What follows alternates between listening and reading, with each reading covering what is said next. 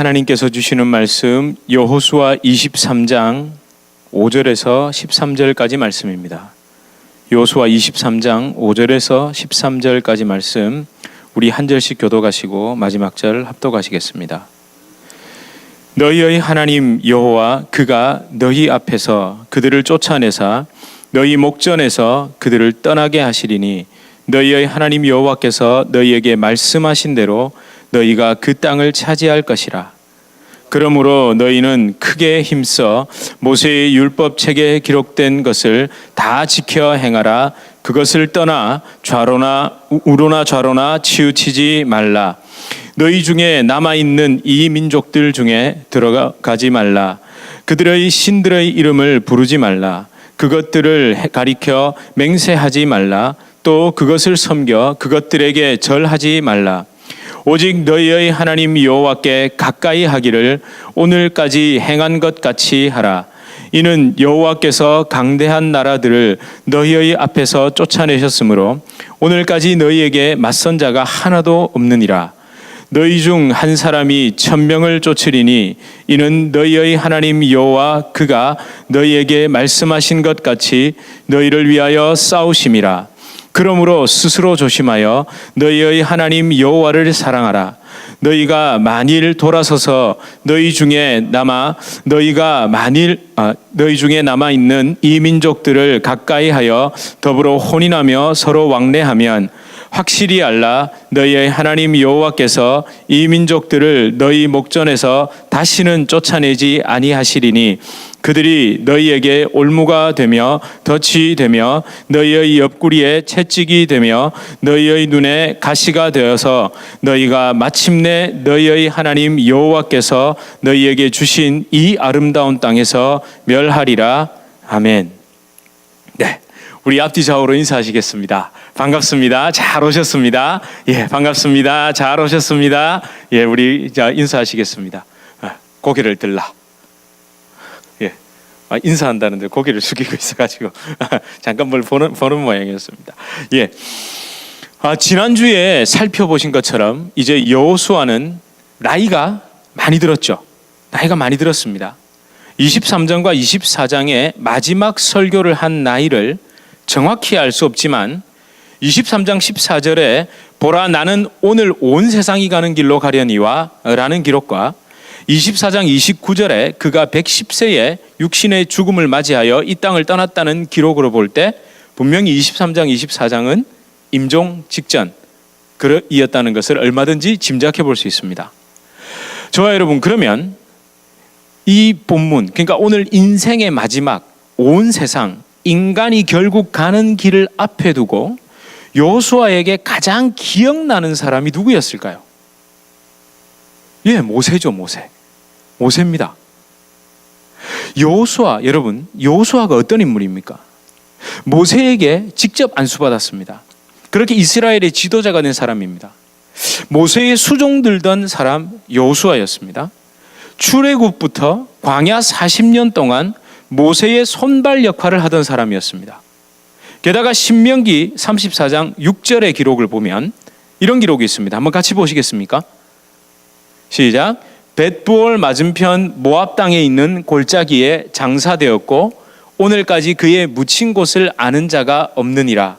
이게 무슨 말이냐면요, 모세가 죽었습니다. 어디로 올라가서요?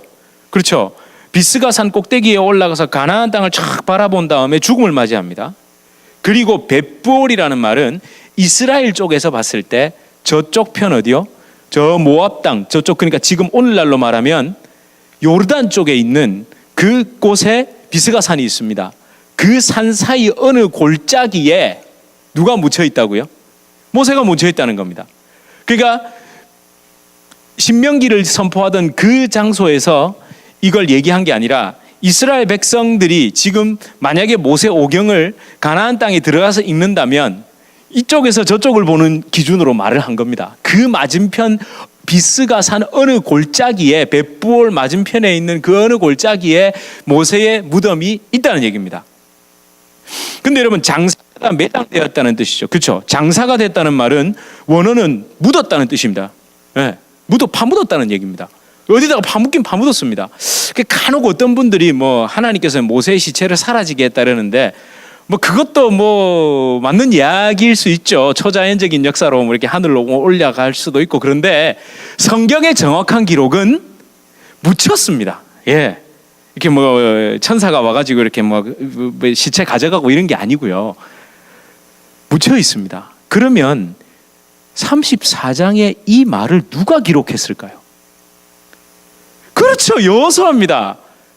물론 제가 다음에 또 기회가 있으면 말씀드리겠습니다만 신명기 34장에 이 기록들이 있죠. 모세가 죽고 난 다음에 이렇게 모세가 죽은 이후에, 그러니까 33장까지 이야기한 이후에 비스가산에 올라가가지고 바라보다가 죽어가지고 뭐 묻었더라 쭉 돼 있는 기록을 보고는 죽은 사람이 그거 어떻게 기록하는데 이래가지고 신명기가 누가 기록 안 했다? 모세가 기록 안 했다? 이런 말을 하는 아주 이상한 사람들이 있거든요.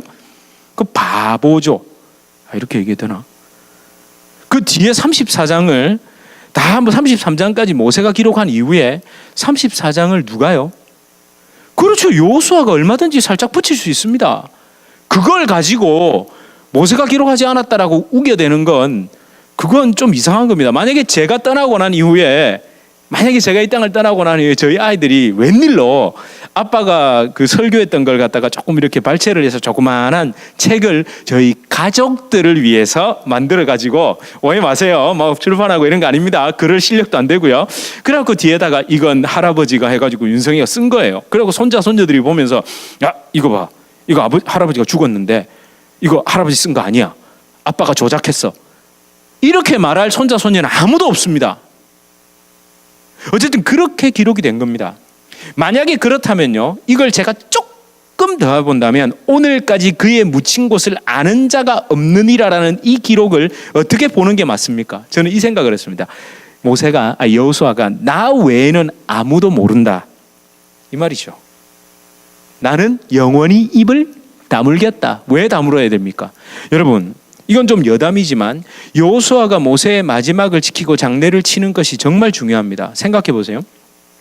만약 모세의 시신을 가지고 거대한 무덤을 요단강 저쪽에다 만들어 놨으면 이리로 오겠습니까?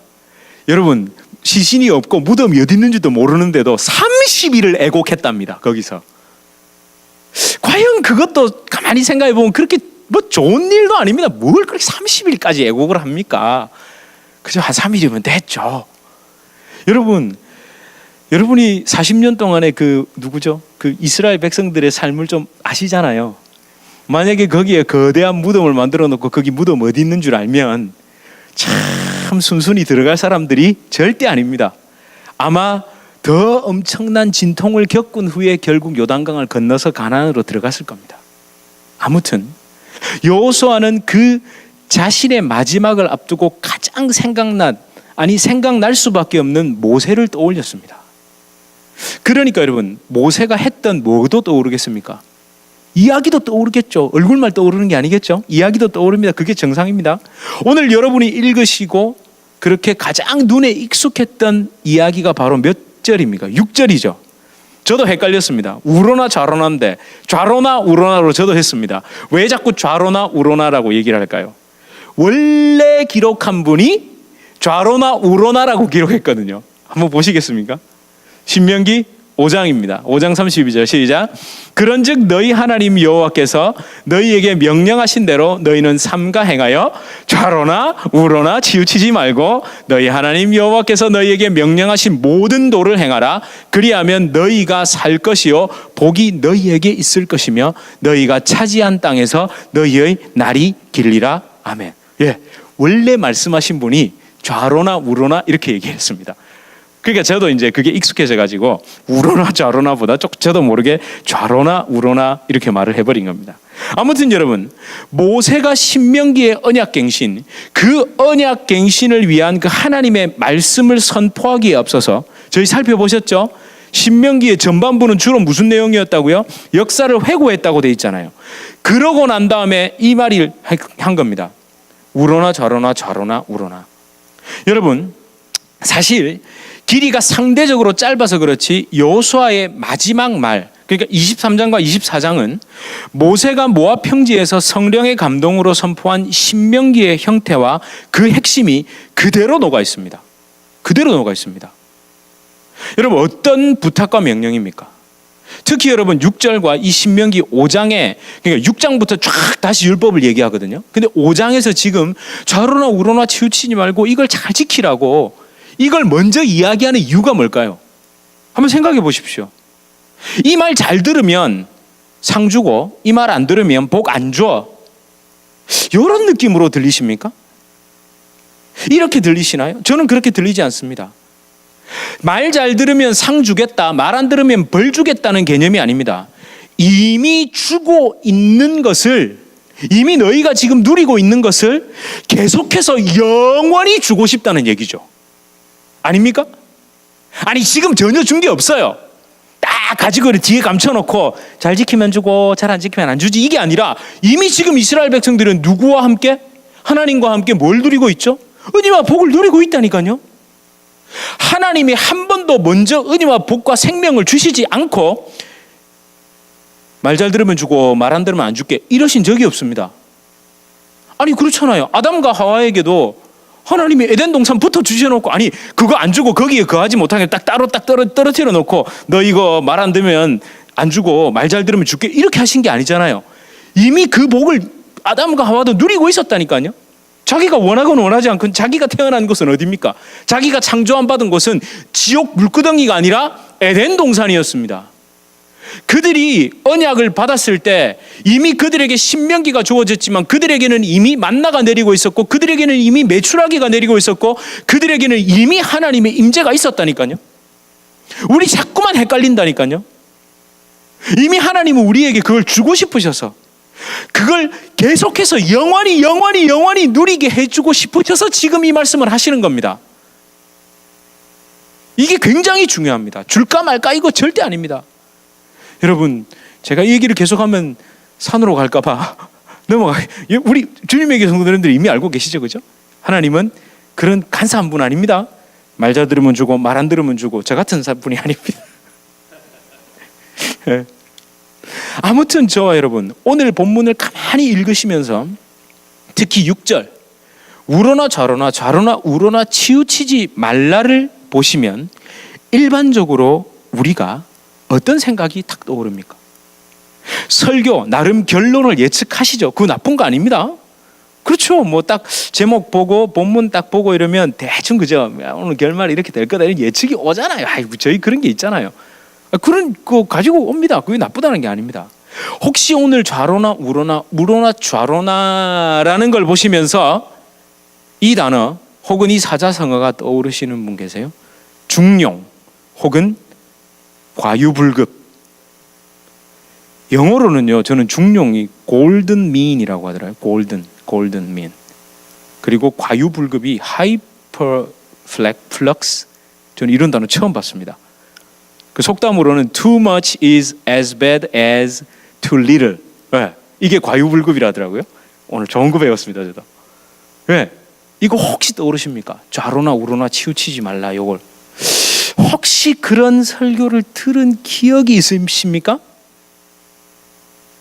여러분, 그런데 이 본문은 중국의 그 사서 오경 중에 하나인 중용에서 제시하는 사람이 세상을 살아가는 데 있어서 지녀야 할 자세와 태도를 성경에서도 말한다 라고 생각하기 쉽지만 그게 아닙니다. 물론 저는 동양 철학의 전문가가 아닙니다. 또 하나님의 말씀을 잘 지켜 행함으로 나타나는 열매가 도덕과 윤리에 어긋나거나 전혀 무관하다는 말을 하려는 것도 절대 아닙니다. 이 본문을 하나님의 말씀, 복음이 아닌 도덕이나 윤리 사상으로 비교해서 이해하지 마시라는 것을 말씀드리고 싶은 겁니다. 사실 왜 제가 이렇게 말씀을 드릴까요? 제가 그렇게 생각을 하고 오해를 했었거든요. 제가 그랬었습니다, 솔직히. 사실 6절 하반절은요, 6절은 이 하반절이 아니라 상반절이 핵심입니다. 그러므로 너희는 크게 힘써 모세의 율법책에 기록된 것을 다 지켜 행하라가 핵심입니다. 근데 여러분, 제가 가만히 생각을 해봤습니다. 왜 뒤에 더 눈이 갔을까라고 생각을 해보니까 다 지켜 행할 자신이 없으니까 좌로나 이렇게 말씀도 좌로나 우로나 치우침이라. 제가 그렇게 이해를 했다. 솔직히 제 고백입니다. 여러분, 하반절은요 어떤 의미냐면 그것을 떠나가 또 핵심입니다. 하반절에서 그것을 떠나죠. 떠나. 그러니까 여러분, 그것을 떠난다는 말에 그것이 뭡니까? 다 지켜 행하는 거잖아요. 그 말씀을 다 지켜 행함을 떠나가지고 좌로나 우로나 치우치지 말라는 것은 하나님의 말씀을 떠나면, 지켜 행하지 않으면 결국 어떻게 된다는 얘기입니까? 우로나 좌로나 치우친다는 얘기입니다. 그러니까 우와 좌, 좌와 우는 내가 넘지 말아야 할 선, 어떤 정도를 의미하는 게 아니라 방향을 의미하는 겁니다. 하나님의 말씀과 반대쪽으로 가지 말라는 이야기입니다. 그렇죠. 적당히 지켜라 이 말이 아니라, 범위를 두고 적당히 지키라는 말이 아니라, 너 하나님의 말씀을 떠나면 어쩔 수 없이 어떻게 됩니까? 치우치게 된다 이 얘기입니다. 제가 조금 더 설명을 드리자면, 크게 힘써라고 돼 있죠. 상반절에 크게 힘써 보이십니까? 크게 힘써라는 번역이 사실은 원어적인 의미를 살짝 못 살린 면이 있습니다. 말 잘 들으셔야 됩니다. 또 뭐 제가 틀리게 해석해서 이게 아니고 살짝 뭐요? 못 살린 면이 있다고요. 원어적인 의미를. 그러니까 히브리어 원문의 6절은요 아주 시작부터 매우 짧고 강한 명령으로 시작합니다. 굳게 서다, 강하게 되다, 점령당하다라는 의미를 가지는 하삭 동사, 이 동사가 있거든요. 그것에 죄송합니다. 와우 연속법 2인칭 복수형 이렇게 명령형으로 되어 있습니다. 너희는 어떻게 해라? 그 위에 firm, 딱 굳게 딱 서라. 이렇게 딱 되어 있습니다. 굳게 서라. 이렇게 되어 있습니다. 아예 시작이 그렇게 되어 있다니까. 너희는 굳게 하라. 굳게 되라. 굳게 서 있어라. 이 얘기입니다. 너희는 굳게 서라. 어디에? 모세의 율법책에 기록된 말씀을 지키고 행하는 것에 굳게 서라. 이렇게 됐습니다. 그러니까 뭡니까? 그냥 이 말씀 이거 있잖아요. 이 말씀. 그럼 그걸 발 위에 놓고 이렇게 서 있는 그게 아니고, 그것을 지켜서 행하는 그 일에 굳게 서 있으라 이 얘기입니다. 그래서 어떻게 해요? 그 행하는 일에 그 굳게 선 것에서 떠나서, 그러니까 벗어나서 좌로나 우로나 향해 가지 말아라 이 얘기입니다. 물론 여러분, 번역을 이런 식으로 다 하면요 성경책이 지금보다 한 3배는 두꺼워집니다. 번역상에서 좀 이렇게 함축을 한 것 같습니다. 그렇게 따지면요 저희가 사실은 좌로나 우로나만 봐서 그렇지 한글 번역도 상당히 잘 된 겁니다. 그것을 떠나라는 것을 우리가 또 자꾸 빼잖아요. 좌로나 우로나 좌로나 우로나 이것만 자꾸 생각한 거예요. 앞에 다 있는데. 그렇다면 여러분, 하나님께서 모세를 통해 주신 기록된 말씀, 율법을 지킨다는 것에 그러면 또 대전제가 뭘까요? 지키긴 지켜야 되잖아요. 지금으로 말하면 기록된 신구약 성경 66권의 말씀을 지켜 행하려면 그럼 가장 중요한 게 뭡니까? 그렇죠. 제일 처음의 명령, 그 말씀 위에 서는 겁니다. 그런데 제가 말씀드렸듯이 이 책을 놓고 늘 그 위에 서서 신발을 오늘부터 성경책으로 만들어가지고 신고 다니십시오. 그 얘기가 아니지 않습니까? 그 얘기가 아닙니다. 내 생각, 저와 여러분, 우리의 생각과 마음, 모든 판단의 기준, 전 인격과 생명이 누구에게? 하나님께 있음을, 하나님의 말씀에 있음을 철저하게 인정하는 겁니다. 그러니까 우리의 사고를 어디에 기대는 겁니까? 말씀에 기대는 겁니다. 여러분, 이걸요 다른 말로 하면 뭘까요? 아주 여러분이 잘 쓰시는 말, 익숙한 말, 오늘도 찬양하면서 계속 한 말, 믿는 겁니다. 그게 믿는 겁니다. 그게 믿음입니다. 믿음이 별게 있습니까 여러분? 믿음을 너무 어렵게 생각하지 마십시오. 기대는 겁니다. 기대는 거. 그리고 선택하는 겁니다. 따르는 겁니다. 여러분 왜 그렇겠습니까? 잘 생각해보세요. 믿음이 가지 않으면 거기에 기대입니까? 믿음을 주지 못하는 대상을 따라가십니까? 믿음이 가지 않는 것을 선택하십니까? 아닙니다. 이 믿음이라는 게요, 믿음이 뭐지? 별게 아닙니다. 내가 내 모든 사고와 내 판단 기준과 내 모든 것을 어디에 기대고 계십니까? 그게 믿는 겁니다. 그걸 하나님의 말씀에 기대는 사람이 하나님의 말씀을 믿는 사람입니다. 왜? 그럼 여러분 또 질문하겠습니다. 그러면 왜 인간에게 믿음이 필요할까요? 즉 기댈 곳이 필요할까요? 우리에게 믿음이 필요한 것은 이유는 우리가 기댈 곳이 필요하다는 얘기 아닙니까? 여러분 믿음 필요 없으세요? 배우자에 대한 믿음 필요 없으십니까? 심지어 여러분 왜 그렇게 돈을 추구하는지 아세요? 돈에 대한 믿음이 있습니다. 우리는 할렐루야. 이거 할렐루야 하면 안 되죠. 돈에 대한 믿음 있으시죠? 돈이 있으면 뭐를 할 수 있다? 내가 모든 것을 할 수 있다는 믿음이 있으시니까 돈을 그렇게 벌려고 하는 거 아닌가요? 돈이 있어도 할 수 있는 게 없다 이러면 돈 벌려고 그렇게 하시나요? 우리 입은 삐뚤어져도 말은 바로 해야죠. 죄송합니다만 우리는 다 모든 것에 믿음을 가지고 있습니다. 저도 집사람에 대한 믿음이 있으니까 같이 사는 겁니다. 믿음 없으면 저는 절대 같이 못 삽니다. 저는 특별히 그렇습니다. 왜냐하면 제가 의심이 많은 인간이거든요. 저 의심 정말 많습니다. 그지? 아빠 의심 많지? 집사람도 알고 저도 압니다. 저는 요만큼이라도 저에게 의심이 생기게 하면 저는 그걸 끝까지 집요하게 파고들어야 됩니다. 제가 납득이 가고 이해가 될 때까지 물고 늘어지는 스타일이거든요. 믿음이 없으면 아무것도 못합니다. 정말 죄송한 말씀이지만 심지어 무의식 중에 하는 것도 우리 다 믿음으로 합니다. 여러분 자동차를 운전할 때 이걸 이렇게 돌리면 이쪽으로 간다는 믿음이 없으면 자동차 타시겠어요? 무의식 중에 우리 이거 하고 있잖아요. 근데 우리에게는 나도 모르게 무의식 중이지만 내 밑에는 믿음이 작동하고 있다니까요. 여러분 그러면 제가 계속 말씀드렸지만 왜 우리는 그토록 믿음, 신뢰가 가는 대상을 찾을까요? 한 번도 여러분 그런 생각 곰곰이 안 해보셨습니까? 나는 왜 그렇게 믿음을 찾고 있을까? 나는 왜 믿을 만한 것을 그렇게 찾고 있을까? 이유는 간단합니다. 인간은 자존할 수 없기 때문입니다. 절대 의존적이기 때문에 그렇습니다. 뭔가에 기대어 있지 않으면 스스로 설 수 없는 존재가 인간이죠. 많이 배우셨잖아요. 사람 인자 써놓고 기대야 된다는 둥, 사람은 그래서 사회적인 동물이라는 둥, 우리 도덕 시간에 하고 많이 배웠잖아요. 근데 진짜 한 번이라도 그걸 깊이 곰곰하게 정말 나는 그렇다. 여러분 그렇지 않습니까? 여러분 혼자 푹 자존하실 수 있으세요? 우리 아무도 그런 사람 없습니다.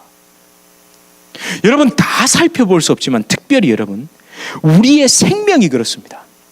우리의 생명 있잖아요. 이 생명. 크게는요 하나님께서 잘 보세요. 생명이 어떤 건지 우리가 지금 호흡하고 숨쉬고 살아가는 게 크게는 하나님께서 흙이었던 인간입니다. 그냥 흙입니다. 처음에는 딱 흙으로 만들어서 뭐였죠 이게? 육체 그냥 이게 죄송합니다 이렇게 표현해서 그냥 미트였습니다. 고기 덩어리. 근데 여기다가 뭘요? 생명을 그렇지. 저희 아이들이 합니다. 그걸 집어넣으니까 뭐가 들어왔습니까? 영혼, 생명이 되고 생기가 들어와서 여러분 영혼과 육체를 가진 존재가 됐습니다. 여러분 아무리 의학이 발달해도 육체의 기능에 대해서는 설명이 가능합니다. 그죠? 생명에 대해서 설명을 합니까? 의사들이 육체의 기능을 배우고 있습니까? 생명에 대해 배우고 있습니까? 그렇죠. 의사들은 육체의 기능에 대해서 배우고 있다니까요. 영혼에 대해서 배우고요. 정말 생명이 뭔지 의사들한테 물어보면 조금 이렇게 말씀드리면 혼날까? 의사분들은요 조금 극단적으로 말해서 아주 고급 기술자 분들이죠. 그렇죠. 이렇게 수술해가지고 바꿔 끼우고 이런 거 잘하시잖아요. 그건 제가 잘 아는 의사분이 그렇게 실제로 말씀하셨습니다. 의사 대단한 것 같아도 우리는 아주 고급 기술자들이라고. 그래서 그분은요 만약에 다시 인생이 주어지면 그거 안 하고 한 10만 불짜리 보험 하나 딱 들어놓고 자동차 수리공 하겠답니다. 왜냐하면 사람이 잘못됐을 때 그 도의적 책임과 그 아픔은 견딜 수가 없답니다. 보험으로 아무리 커버를 해줘도 그건 너무 괴롭답니다. 그런데 자동차는 부서지면 한 대 사주면 된답니다. 그럼 좋다 그런답니다. 예. 제가 절대 혹시 의사를 비하하거나 이거 아니죠? 저는 그분들 발끝도 못 따라갑니다. 그래서 제가 말씀드리는 게, 여러분, 예를 들어 의사들이 사망 선고를 내리는 것은요, 육체 기능 정지를 선고하는 거지, 그러니까 육신이 더 이상 기능을 하지 않는다는 것을 선고할 뿐 아무것도 할 수 없는 겁니다. 그러나 우리 영혼을 책임지시는 분은 누구죠? 예수님, 하나님이십니다. 하나님은 그 영혼을 손 떼고 버려두는 게 아니라 내가 그 영혼을 받아주시죠. 할렐루야. 네. 그러니까 여러분, 우리는 하나님의 말씀이 더 신뢰가 가지 않습니까? 의사들은 죄송합니다, 최선을 다했습니다, 또는 저는 더 이상 할 게 없습니다라고 얘기하지만, 하나님은 내가 그 영혼을 받으리라, 내가 이 영혼을 끝까지 책임진다. 그게 하나님 아닙니까? 너무 좋습니다. 저 여러분, 거듭난 사람이 깨닫는 것 중에 가장 중요한 한 가지는, 반드시 인정해야 하는 한 가지는 바로 인간은 절대 자존할 수 없다는 사실입니다. 특히 좀 훌륭하다는 소리를 들으시는 분들, 성공했다는 부러움을 사는 분들, 주변 사람들에게 존경의 대상으로 여겨지시는 분들, 또는 그렇게 되고 싶어 노력하는 분들, 심지어 진리가 무엇인지 깊이 연구하고 찾고 계신 분들, 구도자들, 수행자들, 이 모든 분들이 어쩌면 가장 인정하지 않는 게 뭔지 아세요? 인간은 스스로 자존할 수 없다는 것. 내 스스로는 절대로 독야청청하고 스스로 설 수 없고, 나는 반드시 어딘가에 기대야 할 절대 의존적이라는 것을 잘 인정하지 않으려 하더라는 거죠. 그러니까 누가 필요 없는 거죠? 메시아, 구원자, 예수님이 필요 없는 겁니다.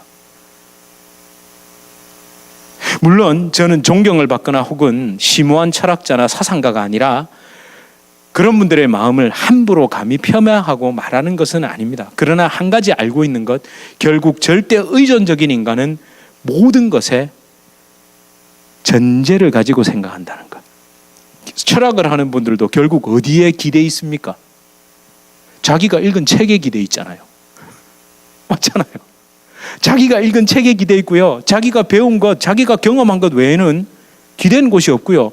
심지어 종교 행위를 하는 분들도 다 대대로 내려오는 그 경전에 기대 있습니다. 아닙니까? 근데 여러분, 기가 막히죠. 기독교는 그렇다고 얘기합니다. 우리는 기대 있다. 어디에 기대 있다? 하나님 말씀에 기대 있다. 인정하고 나가잖아요. 얼마나 솔직합니까? 아니, 불교 경전 맨날 보고 하면서 자기가 되겠대요. 가만히 보면 스스로 서지 못해서 경전 읽고 공부하고 수행하고 다 이렇게 하면 또 그 종교, 아니요,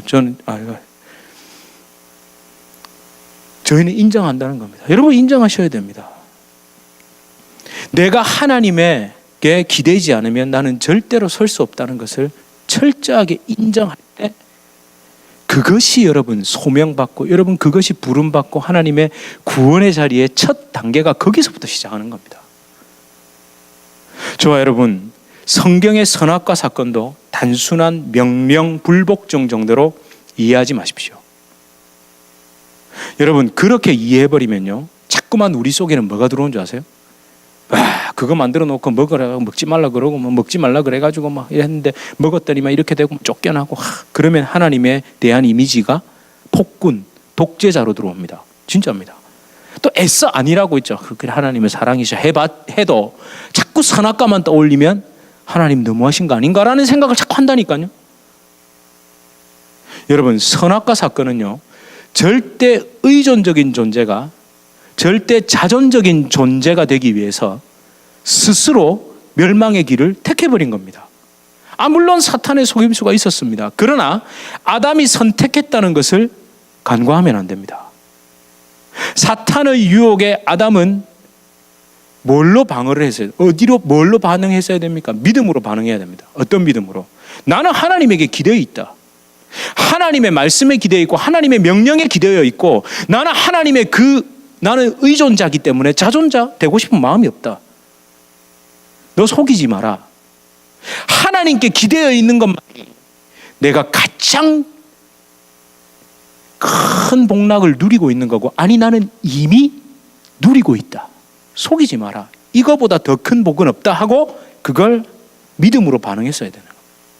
난 절대 자존자가 될 수 없다. 나를 창조하시고 나에게 모든 것을 이미 허락해 주신 하나님께 기대야만, 하나님께 붙들려야만, 하나님의 말씀 그 명령 안에 거해야만 난 생명과 주신 에덴의 모든 것과 하나님의 그 영광도 함께 누릴 수 있다라고 그걸 믿음으로 맞섰어야 된다는 거죠.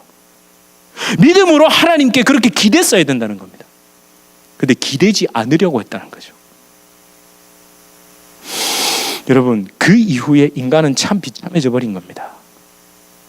자기가 택한 결국 여러분, 하나님께 안 기대고 결국 누구의 말에 기댄 겁니까? 믿었다는 거, 기댔다. 사탄의 말에 기대는 바람에 누구의 운명과 사탄의 운명과 같이 돼버린 겁니다.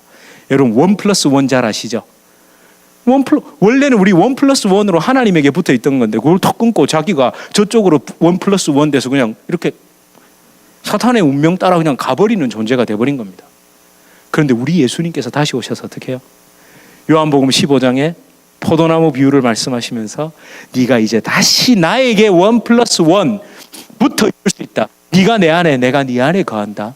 그래서 이제 다시 어떻게 해요? 내 어떤 능력이나 의가 아니라 예수님에게 붙어 있음으로 말미암아 그 모든 하나님에게서 주어지는 생명을 다시 누리고 그 영광과 복을 다시 누릴 수 있게 해주신 게 바로 사실은 복음입니다. 여러분, 자존할 수 없는 인간은 결국 무엇인가 붙들려야 합니다. 붙어 있어야 합니다.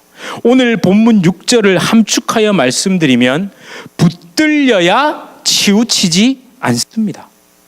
다른 것이 아니라 어디예요? 하나님의 말씀, 예수 그리스도의 십자가, 복음에 붙들려야, 묶여 있어야 세상의 소리와 가치관에 치우치지 않습니다. 좌로나 우로나 쓸려다니지 않습니다.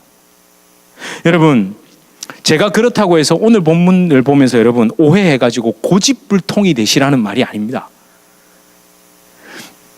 오늘 본문의 말씀을 드렸던 3,500여 년 전에 그 이스라엘 백성들을 다시 한번 생각해 봅시다. 이 말을 성령의 감동으로 선포하는 여호수아를 기억해 봅시다. 그들이 들어간 곳이 어디입니까, 여러분? 그들이 들어간 곳이 가나안 땅입니다. 그곳에는 아무도 없었습니까? 가나안 족속들이 있었죠. 이미 거기에는 뭐가 있었습니까? 그들만의 생활 방식, 그들만의 언어, 그들만의 문화, 종교 다 있습니다. 그렇죠. 한마디로 이스라엘 백성들이 지금까지 경험한 것과 완전히 다릅니다. 모든 것이 다릅니다. 아니, 같은 것이 이상하죠.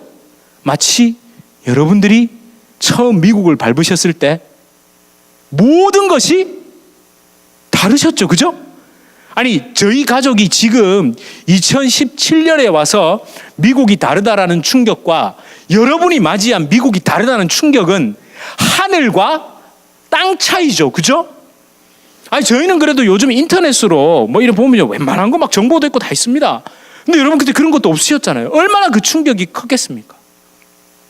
자, 그래서 제가 3,500년 전에 이런 가정을 충분히 해볼 수 있습니다. 자, 보십시오. 가나안 땅에서 농사를 짓습니다. 처음 들어가서 농사를 짓잖아요. 그런데 지금 대부분의 이스라엘 백성들은 어디에서 태어났습니까? 가나안 광야에서 태어났죠. 그러니까 여러분, 심지어 애굽에 살면서 농경 생활을 잠깐 봤다 하더라도 아주 어릴 적이라 갖고 기억도 없습니다. 그러니까 여러분, 농사에 관한 지식은 빵입니다. 빵. 그러니까 여러분, 제대로 농작물 수확이 날까요? 날 리가 없죠. 여러분, 저희 텃밭도 망했습니다. 올 초에 장인 장모님이 오셔가지고 열심히 해주셨는데 망했습니다. 왜 망했을까요? 집사람도 아주 어릴 때나 봤지 그 이후엔 직장 생활한다고 뭘 했겠습니까? 저는 더더욱이 없죠. 그래서 망했습니다. 예. 망합니다. 그때 여러분, 이스라엘 백성들은 누구한테 물어보겠습니까? 누구한테 물어보겠습니까? 하늘만 쳐다보고 있겠습니까? 아, 주여 말씀해 주시옵소서. 그러면 하나님이 농사는 이렇게 짓는다 하고 기록해 주시나요? 분명히 누구에게 물었겠습니까? 가나안 족속들에게 물었습니다. 여러분, 그렇게 그들이 알려준 방법으로 농사를 지으니까 농사가 잘 됩니까? 잘 안 됩니까? 잘 됩니다. 잘 됩니다. 잘 됩니다. 근데 그때 어떤 유혹이 들어올까요? 더의 유혹이 들어옵니다. more. 조금만 더, 조금만 더. 조금만 더 얻을 수 없을까? 그렇게 어느 날 또 가나안 족속들하고 얘기를 합니다. 아마 분명히 소출을 놨는데 이스라엘은 요만큼, 가나안 족속들은 이만큼. 그때 얘기하겠죠. 비교. 어떻게 그렇게 잘 되냐고. 그럼 꼭 희한한 놈들이 하나씩 있습니다. 전 가나안 족속을 얘기합니다. 무슨 얘기를 딱 할까요? 바알이 원래 농경신이었다고. 바알이 원래 농경신이었다고. 그 말에 흔들리게 돼 있습니다. 안 흔들릴까요? 흔들리죠. 저도 그런데요. 저도 이렇게 하면 그 많잖아요. 어떤 교회가 이렇게 해가지고 이렇게 해서 개척교회 몇 년 만에 몇 명 되고 막 이런 거 쫙 있잖아요. 그럼 저도 흔들립니다. 이거 오해 마십시오. 그렇다고 아무것도 하고 있지 말자는 얘기가 아니라 무엇에 흔들린 겁니까? 진짜 하나님의 복음을 전하겠다는 말에 흔들린 겁니까? 솔직히 입은 비뚤어지고 말은 바로 해라고. 뭐에? 숫자에 흔들린 겁니다. 저도. 말은 복음이라고 얘기하지만, 복음 전파라고 얘기하지만 그렇게 하니까 이렇게 됐다. 그거에 저도 흔들리게 되어 있습니다. 그러다가 그렇다고 어디를 가면 안 됩니까? 가나안 신전으로 가면 안 됩니다. 그래서 여러분 뭐라고 얘기합니까? 이 민족들 중에 들어가지 말라. 그들의 신의 이름을 부르지 말라. 7절에. 그렇다고 그거 부르지 말라는 겁니다.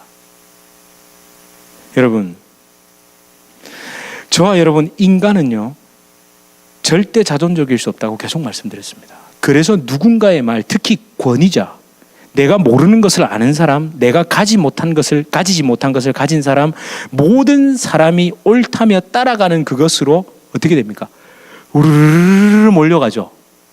그렇잖아요. 내가 모르는 걸 아는 사람, 내가 가지지 못한 것을 가진 사람, 내가 경험하지 못한 것을 경험한 그 사람의 말에 우리는 휩쓸리게 되어 있습니다.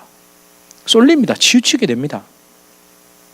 근데 거기에 가만히 뭐가 작용하고 있냐면요, 내가 그렇게 하지 않으면 뭐가 될까 봐, 낙오자가 될까 봐 두려워서 그렇습니다.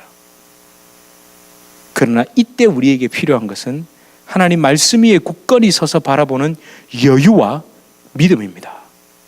제가 이 설교를 준비해서 이런 마음이 들었습니다. 여러분, 거대한 강물이 흘러갑니다. 거대한 강물. 모두들 그 강물에 뛰어들고요, 그 모두들 그 강물 위에다가 배를 놓고, 어떤 사람은 큰 배, 어떤 사람은 작은 배를 놓고 그 강물에 확 떠내려가고 있습니다. 그때 우리는 어떤 마음, 나도 하나 배를 사든 뭐를 하든 아니면 수영이라도 해서 뛰어들어 볼까라는 생각이 들잖아요. 아닌가요? 그렇지 않습니까, 여러분? 근데 그때 강가에 이렇게 서 있으면 어떻게 될까요?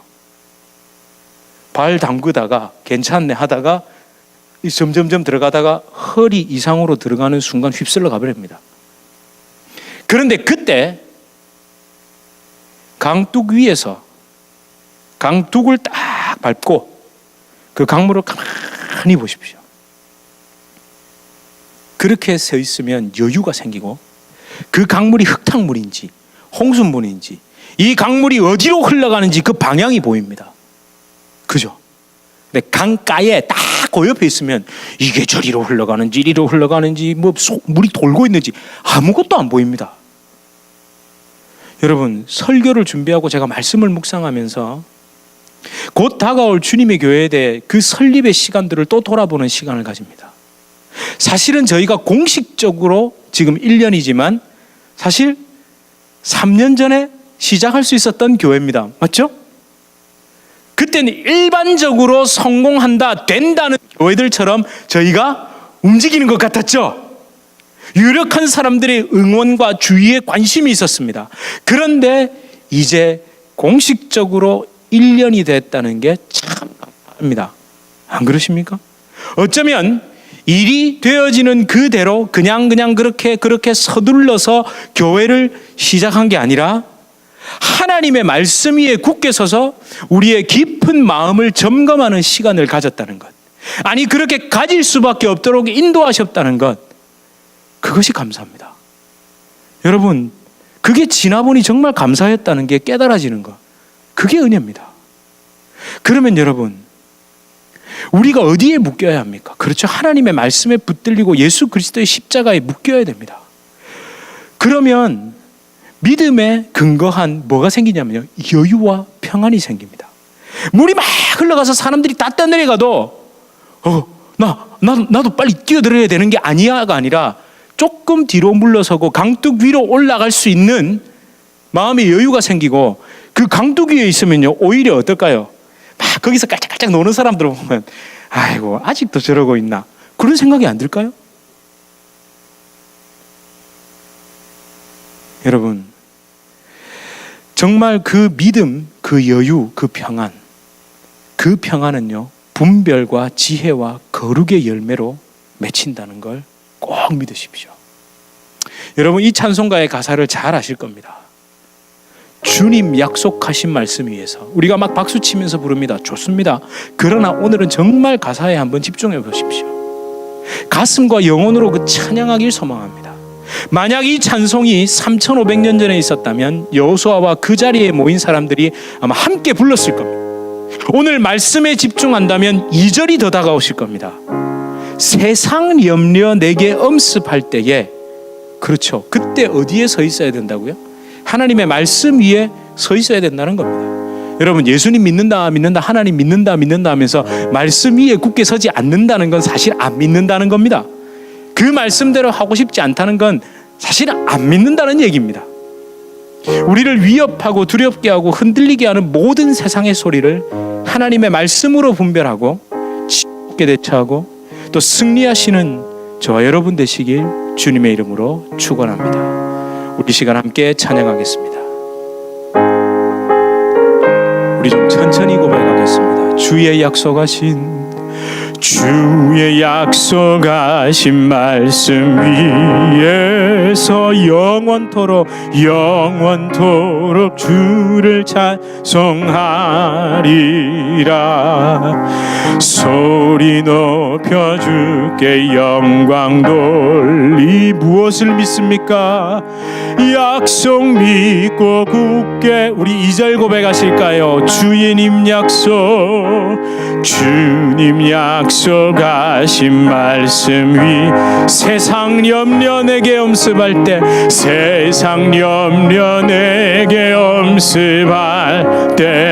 말씀으로 힘써 싸워 이기며 약속 믿고 굳게 서리라. 아멘. 굳게 서리. 영원하신 말씀 위에 굳게 서리. 굳게 서리. 그 말씀 위에 굳게 서리라. 여러분, 이 시간 우리 가슴에 손을 얹고 하나님 앞에 기도합시다. 하나님, 세상의 염려와 위협에서 이길 수 있는 길은 하나님의 말씀에 굳게 서는 길밖에 없습니다. 하나님, 새 사람을 통한 세상의 소리, 언론을 통한, 그리고 여러 주변의 그 이야기들의 두려움을 이기는 그 길은 하나님의 말씀 위에 서는 길밖에 없습니다.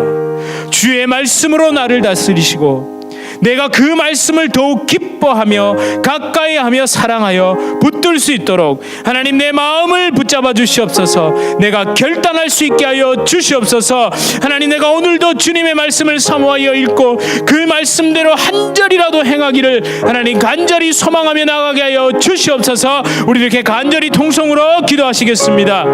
아버지 하나님, 주님의 말씀 위에, 하나님 주님의 그 말씀 위에 기록된 말씀, 하나님 그것이 진리임을 믿고 아버지 하나님 나아갑니다. 주여 아버지여, 우리를 붙잡아 주시옵소서.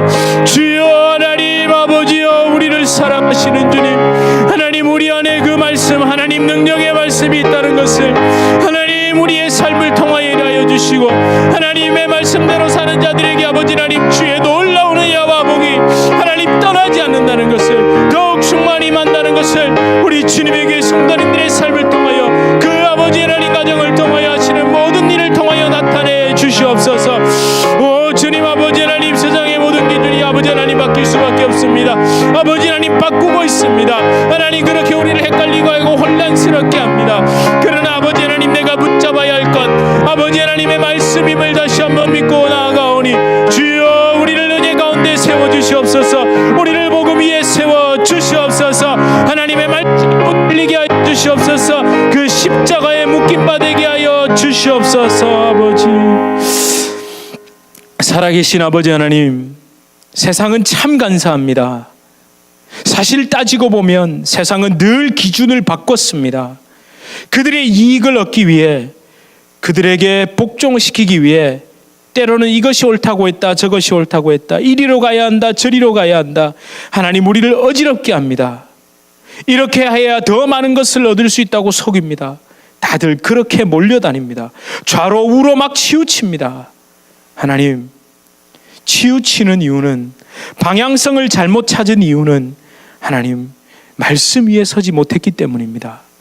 사실 하나님 그것을 비방할 수 없습니다. 인간은 그런 존재입니다. 인간은 하나님의 말씀 위에 십자가에 묶이고 붙들림 바 되지 않으면 치우칠 수밖에 없는 존재들입니다. 하나님 그것을 인정하고 더 긍휼한 마음을 가지고 내 자신을 바라보게 하시며, 또 하나님 믿지 않는 사람들을 또 믿는다고 하면서도 그렇게 하나님의 말씀 이용하고 이렇게 몰려다니는 그들을 하나님 주의 긍휼한 마음으로 나를 긍휼히 대하시고 나에게 은혜 베푸시는 그 주님의 마음으로 대하게 하여 주시옵소서. 하나님 그 마음이 있어야만 주께서 우리를 통해 그들을 부르시는 음성, 반석이신 그 하나님, 디디고 설 수 있는 그 하나님을 향해 부르시는 음성을 우리가 전할 수 있습니다. 주여, 내가 먼저 주님의 말씀을 가까이 하며 주님의 말씀을 듣고 읽고 행하기를 간절히 사모하고 노력하게 하여 주시옵소서. 하나님, 나의 입술의 고백과 내 삶의 모든 기준이 하나님의 말씀에 있다는 것을 하나님 우리가 선포할 수 있게 하여 주시옵소서. 주여, 하나님 이미 그 마음을 허락해 주셨음을 믿고, 하나님 우리가 십자가 안에서 그것을 할 수 있다는 것을 이미 성령께서 우리에게 일러주셨고 우리와 함께 할 수 있다는 것을 하나님 믿고 나아갑니다. 하나님 주님의 교회를 그렇게 든든히 세워주시고 주님의 교회를 통해 일하여 주시옵소서. 예수 그리스도 이름으로 간절히 기도드립니다. 아멘. 우리 주 예수 그리스도의 은혜와 하나님 아버지의 극진하신 사랑과 성령 하나님의 위로 교통 교제 충만케 하시는 역사, 우리를 말씀 위에 굳건히 서서 십자가에 묶임 바 붙들림 바 되며 말씀 위에 굳게 서는 바 되게 하시는 성령의 역사가 우리 주님의 교회 성도님들과 주님의 교회를 불러주실 주의 귀한 자녀들, 그 개인의 삶, 가정, 생업, 직장, 사업 하시는 모든 일 가운데 이제로부터 영원토록 함께 있을지어다. 아멘.